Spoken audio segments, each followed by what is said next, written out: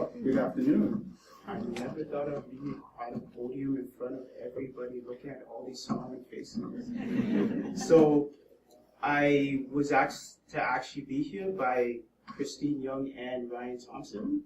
And when they told me that I was coming to present to you guys about the successes that I overcame within the last year, I was on board. I hopped on it like bees on honey, you know? So I hopped on it, so I was so excited that my job even said, hey, don't go, and I just walked out, so I no, I was just joking. So it has been a long, long road. It has been a crazy road. As mentioned before, I do have a visual impairment. It is retinitis pigmentosus, and with it, I was born with the eye disease, where my peripherals would diminish and get smaller and smaller and smaller. So I was actually diagnosed this as a 2-year-old. So with it, it was something that at the time, obviously being 2, you would not dwell over, but I could see that, or you could tell that it did have a big impact on my parents. So growing up, getting a little older, it started to progress a little bit. And the doctors actually told me that I would be going fully blind by the age of 6. So at that point, obviously a kid, you don't know what's going on. So over past that, still had vision, still was going hard, still doing what I had to do as a kid. So eventually kept growing, maybe 8 years old, 9 years old. Then I was told that I would be losing my vision in my teen years. So as a kid, maybe 10, 11 years old, you start to realize how impactful that has on your life, how you're not like the other kids, how you can't go running around without bumping into something and you're not normal. So that did have a big impact. 16 passed, 19 obviously passed and all that stuff. Still had my vision. So definitely this was a sign from somewhere up above. So with it, as I said, growing up as a teenager, high school, definitely tough as someone with low vision. You don't know where you want to be. There has been a whole list of things that I wanted to be growing up. I wanted to be a fireman, a chef. Think of it, all you can eat and all that, get a little fat. And it couldn't happen, there was barriers. So I had to look into the field that maybe matched me. So I'm not too sure if anybody's aware of my history with Christine. She's a family friend and she has known me for 10 years. So I remember her doing that test, what color are you? And I know most people in this room are blues, represent. And with it, I was a blue. So with that, very caring, very nurturing, wanting to help people out. So social work, let's get into that. Parents forced me to go to college. Didn't really want to do social work. By the first 6 months, or even, I would say 3 months, I loved it. I love that you can impact someone's life. I love that you can stick a hand out and help that person out through what they're going through. So I completed my SSW at Sheridan College. So from there, another journey was to go to university. Another challenge ahead. So I went to Laurentian University in the Aurora campus, and that is way up far north. Yes, we all know how it is way up far north. You had to get snow boots and gloves and scarves and all that stuff. And I lived there for 4 years. And a lot of people actually couldn't believe that I can even do it in the first place. They thought, how are you going to live alone? You need mommy to cook for you. Ended up getting through that, completing my BSW in social work, bachelor's honors. And from there came real life, getting a job, getting that paycheck, getting that experience of helping people. So graduating an eager student, I could get employment, maybe register for the ODSP support for employment. And that's where I got connected to Susan Littman. And from there, she connected me to Mr. Ryan Thompson. And most definitely, I just gotta say, even before I go on the story, Ryan has been so supportive, very helpful, very relaxed, very enthusiastic, and I really appreciate that for sure. So from there, I got connected to Goal Line Solutions through Hector and Susan.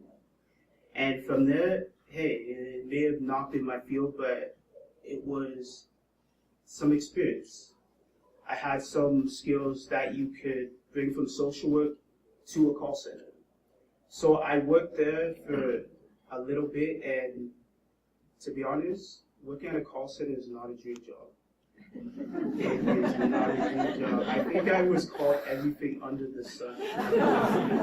That if there was a censorship right now, it'd just be beep, beep, beep, beep, beep, beep, beep, beep, hey, beep, beep, beep.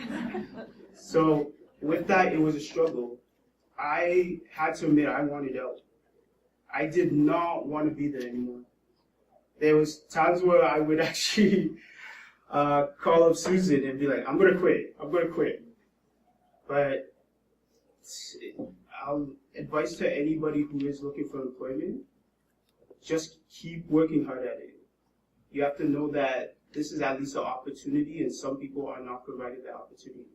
So I kept working hard at it, and it was actually one point where I was run down, because at the call center I do have to use alternative adaptive technology, which is speech synthesizer on the computer.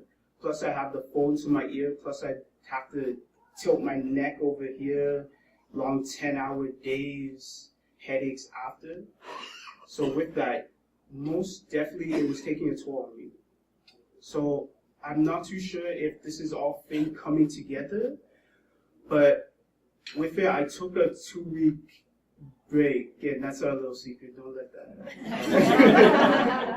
And I took that 2-week break, and I decided, you know what, maybe I should start going for my master's. It may put me head and shoulders above other people who are looking for employment.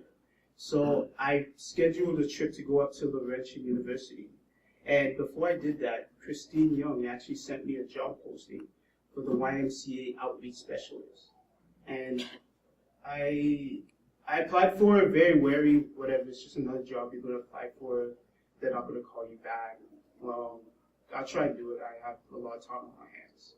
So I applied for it, and I remember when I was going all the way up to Laurentian University, I was in Barrie, and I got a phone call, and it was the YMCA, and they were asking for an interview. My heart was beating out of my chest. Wow. I wasn't even going to apply for this, but wow. So I planned the trip to Laurentian. I was even going to say, oh, maybe can I schedule it next week? But I thought to myself, why am I going to push back this opportunity? I have to get back to Oakville. I have to get back to Mississauga as soon as possible. Next day, I stayed in Aurelia, actually. Got a drive from a friend. Then took a bus. Then took a train, another bus, and got home. And my interview was the next day. Then with me, I like to actually figure out where I'm going. And I had to go right when I came home, got dressed, hopped on another bus, figured out where I was going for the interview. And boom, next day the interview came. Very, very nervous. As all you know, interviews are the worst thing ever. And it's actually funny. Like, I tell my manager this. I feel like when you go for a job interview as a manager, you see the most serious side of the manager, and even starting the job, it's night and day, because he is hilarious and he is such a different person than what I remember him as the interview. So I went in for the interview very nervous and did it. Everybody asked, how did you do on the interview? Whatever. All right, not going to get my hopes up. And then at one point, I actually remember talking to Christine, and For some reason, I was being on my little conceited, cocky mode. I'm gonna get the job. I don't know why I said it, but I guess it's just that false confidence. And boom, I get called, or I get an email stating that you can't get a hold of your references. Would you like to use other references, or would you like us to call them, use the same ones, and can you let us know when they're going to be there? So, okay, this is a sign. Wow, okay. Call my references, let them know they're going to call at this time.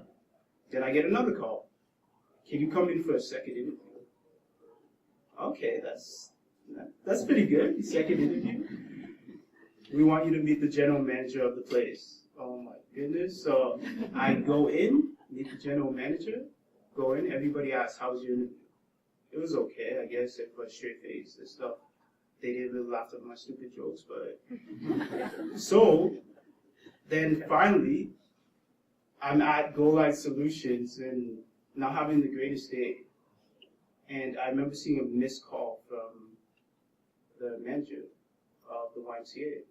So once again, I couldn't call him back because it was late, so I called him the next day. You got the job. And I do not know the feeling that you could describe when you're told that you got the job, especially with where you came from and how long it took. To be honest, there's some days I didn't even believe I could work. All I knew was I was best for a call center. All I knew is this is a skill, this is all I'm good for, a call center. And then when the fact that you're able to be in the job that you went to school with and the job that you are passionate about, that just, like I said, you can't describe that feeling. That's the most amazing feeling that you could get in your whole entire life. So all I can say is with this journey, I would just like to thank, once again, Ryan Thompson. I'd like to thank Christine Young, and I'd like to thank all you guys for doing what you're doing, because trust, people like me, they like to say, you're not going to go anywhere, and you have all these barriers, and you have way too many barriers to deal with. But with the help of people like you, I can make a magic trick. Take my eyes away, and I'll make those barriers disappear. Thank you, guys.